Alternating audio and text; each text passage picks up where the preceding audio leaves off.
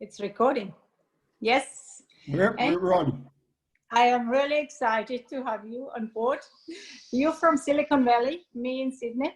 Yes. And it's been 7 years. I haven't seen you. It's the first time I see your face here on Zoom, 7 years later. Yeah, 7 years later, and it feels like it was yesterday. It feels like it was yesterday. Absolutely. I learned so much from working with you. I know we had only 5 days, but it really changed my life and how I look at facilitating. And I hope you got something out of it too. And tell me a little bit about your experience. Yeah, I mean, 7 years ago, to me, it does feel like it was like last week we did this program. And I remember it was Sunday night and I was very nervous and petrified to spend a week of looking at words and reading and comprehension before we got started.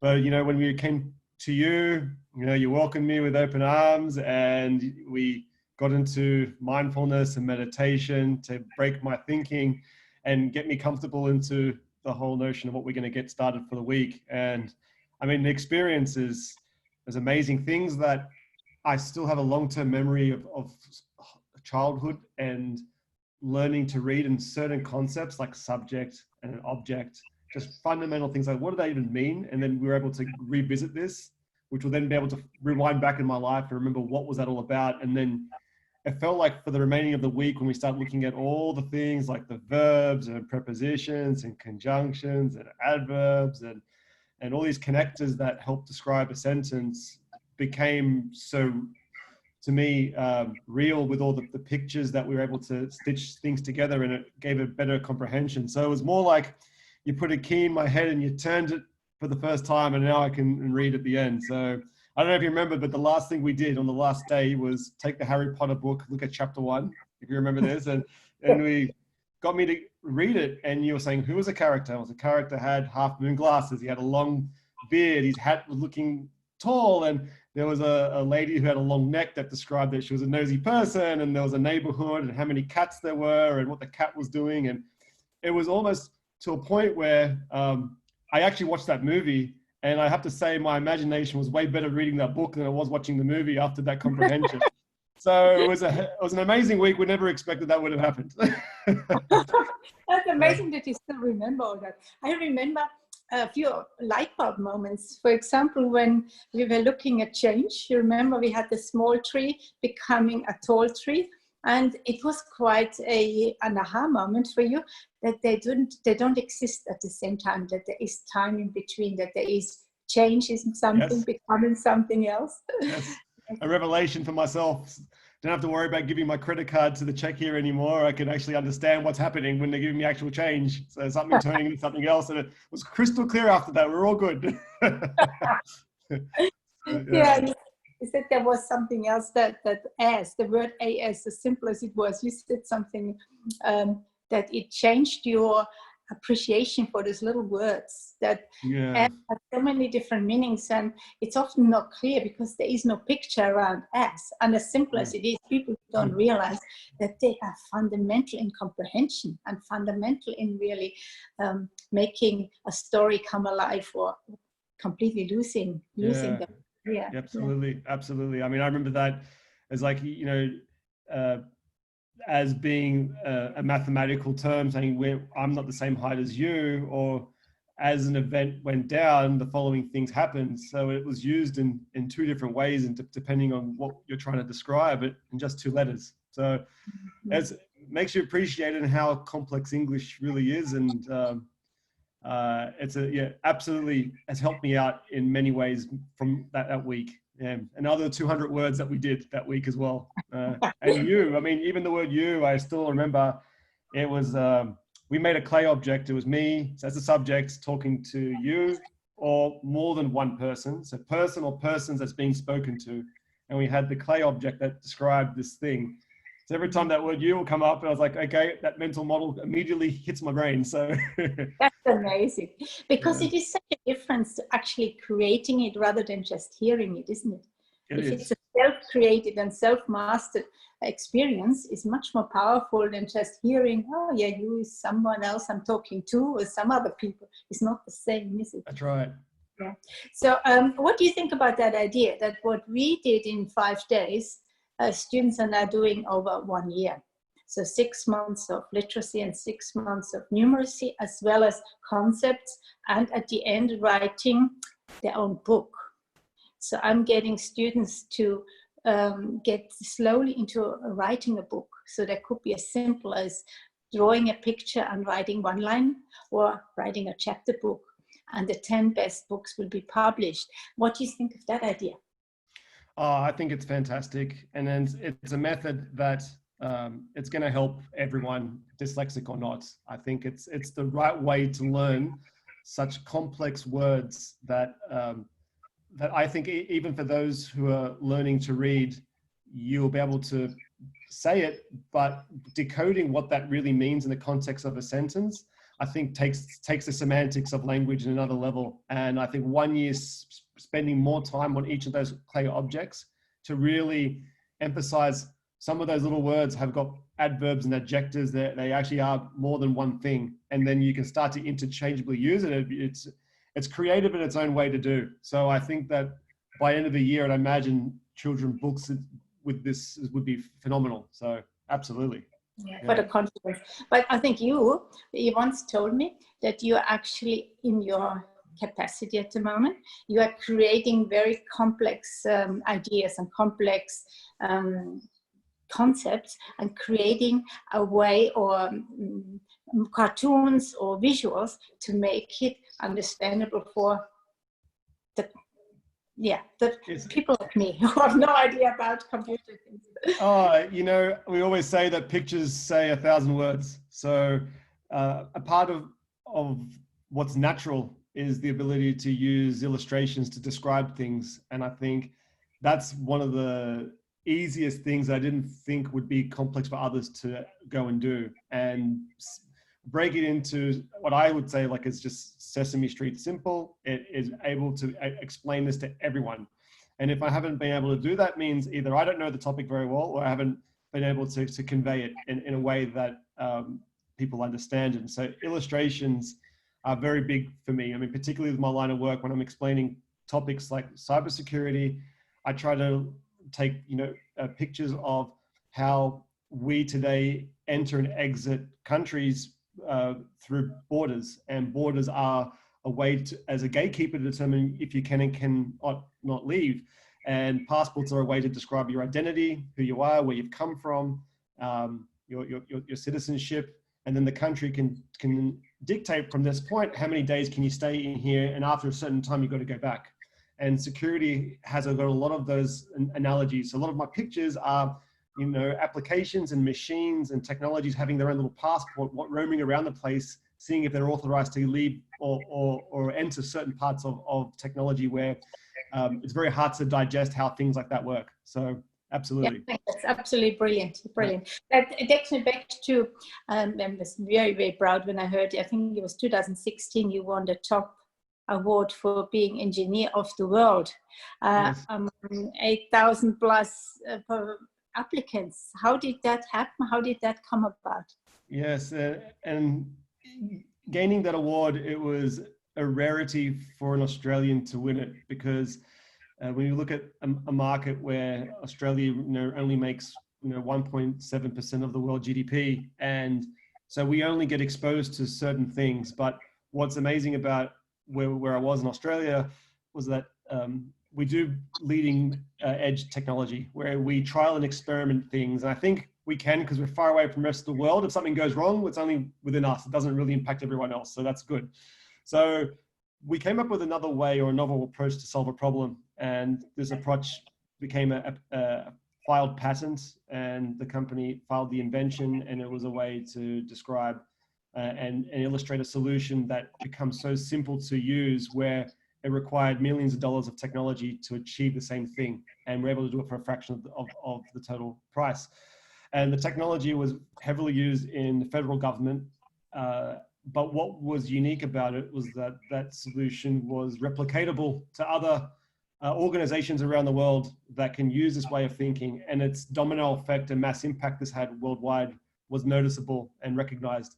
So on the nights I was sitting there and I was drinking a wine, enjoying the night, at the event, I didn't expect my name to be called out of 8,000 to go in and get the award by our CEO of the company. So it was a very memorable moment. So I never would have thought that it would ever happen. I would have been the last person on the planet to ever think I would ever win things like that. So I'll take it.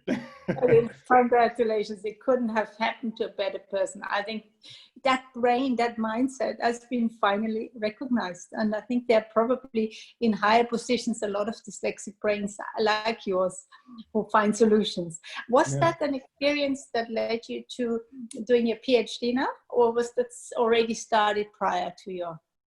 That started about 1.5 years before that happened. And I mean, that was after our program. So that would have been, we did our program in 2013. So 3 years later, I got the call to do research with the university, and my supervisor, my professor, Robin, he's like an amazing professor, and saw my ability in my field, in my discipline of work. And not just that, but we always say there's two things. There's one, your intellectual capacity to solve complex problems, but then you've got that determination that you want to finish things. And I think for me, that's the one I never give up. I've failed a million times, but I just got to shake it off and keep going again and again and again. So he saw that in me, and he was been my biggest advocate into bringing me into the university, getting me into a scholarship program. And I'm researching things that are of big interest here in Silicon Valley, which we're going to bring back to the Australian university, and it's going to bring new research back into the university. So when I complete it, the next generation of students can take what we're doing and continue it. So it's been very, very exciting. So you more or less created a blueprint for other students. Is that right? Did I understand that? It was in Berkeley University and some Stanford. Was it another university, wasn't it? Yeah, Berkeley, Stanford, and a number in Princeton, all focused in this particular area, and they've been doing this for quite some time. And I've been involved in some of that work for the last 4 or 5 years. So luckily in Australia that I got exposed to this, and I can start bringing some of that to this particular university here in Australia, and University of Technology, Sydney. But we're now creating another stream, another track of research that's now taking that seminal work to another place, and that we think that's going to create a new train of thought, a new research stream for the next students to come in and take it on. So it's quite exciting to be participating in something that could fundamentally change the internet in the future to solve some of the major challenges that we've been seeing there, both security and scale, and things in the way we're consuming that we didn't imagine the internet would be consumed for. So we're getting that ready to do that. So that brings to mind, I've still got a video of you when you were walking on the water. Do you remember that? You were walking on this sandbank in Taboon Bay. And when I was filming it, looked like you were walking on water. It's like, it seems to me that's what you're doing now. I think I felt like that. It became a prophecy. I just wanted to ask you one more question, Andrew. When you have a dyslexic student who is currently struggling at school, what advice would you give them in hindsight when you were struggling? And how were you struggling at school that could help someone else? Yeah, that's a great question. So I think of myself, if I can rewind the clock back and I can see my 11-year-old self, and what would I say to him that I know now? And I've always thought about this, and I think what I would be saying is that, look, it's a little unpleasant at the moment because your channel of learning is unique and different, and you're going to spend the next number of years learning how that channel works and how you're going to make sense of this new learning ability. And it's going to be okay. It's just going to be kind to yourself for the next number of years, because once you get past that conventional schooling system and you start entering into your passion and what you love to do, you're going to find teachers, particularly in university or whichever area that you're in, are going to be able to be so passionate in teaching you what you want to learn because you're keen and your thirst for knowledge, and you are going to put a lot of hard work in because nothing's ever been given to you easy. So you're willing to put that work in, and it's going to be a paradox after that, and you're going to excel in that thing that you never wouldn't have thought. And people that would have known you at 11 to the next couple of decades would never believe that the triumph and achievements that you would have done, and they would think it came by natural, but everyone will know that it wasn't the case. It was a lot of hard work. So I think I wish I could have told my younger self, it's okay. You're amazing at what you do. You've got an extremely unique learning ability, and you're going to have to spend the next number of years to learn how that works and then harness it and then use it to your strengths and advantages, because you're going to be the best in what you do. So that's what I would say. I fully agree. So if I sum it up, would it be a combination of that unique visual creative talent together with the hard work that comes from having to work twice as hard as everyone else and not giving up on yourself, to that tenacity really that is inherent in someone who has to struggle? Because once you told me that you used to put in 100% effort to get 50% of the grades someone else got in your class who worked a lot less, and you got used to that and you still persevered. So I think that's a bit of the message as well, isn't it? It's Absolutely. great, the talent, but without that.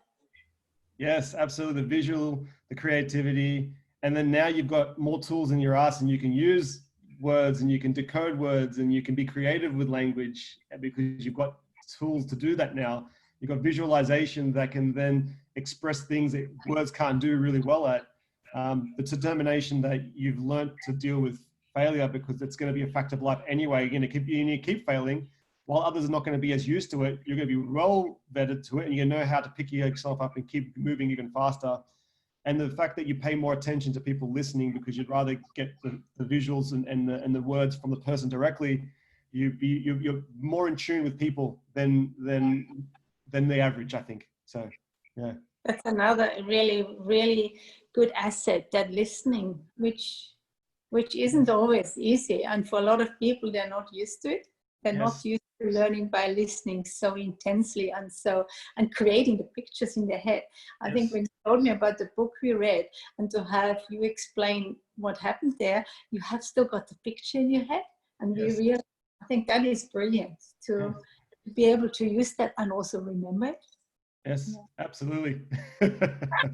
It's all there. Everything's there. It's still there with me. I use all these things on a day-to-day basis, so it's part of my everyday life. It's absolutely fantastic. Yeah. Brilliant. Do you have any path that you are working towards in the future, or you just stay in the moment and create?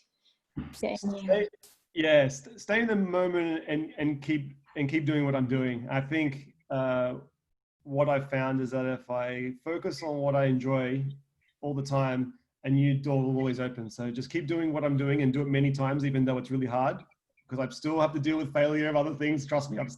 But I enjoy what I do, and it's going to open up another chapter. We'll have to wait and see what that's going to be. So. Yes. I think that's very good advice, because I see often people saying, so what are we doing next? What's next? But if you're really in the right field, on the right page, it's going to unfold by itself, isn't it? Exactly. After the PhD, I couldn't imagine what's going to be there, but I imagine there's going to be another door that will be waiting up once I finish it. So when do you think you'll be finished? Fingers crossed by Christmas this year, end of holidays. This could be it. So I'm on track at the moment. So I have to thank probably even staying at home right now. It's actually giving more discipline during these times. So yes. That's what I thought. Maybe the corona has given you an opportunity to speed up. Yeah, I've locked myself in, and I can't go anywhere, and I have to just spend more time writing, and it's been a great of help. So yes. Fantastic. It's been so wonderful talking to you. Likewise. And I can't wait to see where your path is leading you, or where you're being led in the future. I really hope we stay in touch, Annie. Oh, likewise, absolutely, and I'm sure we will. And I always give to say, always thanks to you, Barbara, for all the help that you've given me in that week. It's paid off tenfold since then. So it's been phenomenal. Thank you very much. Thank you very much. Thank you so much. All right.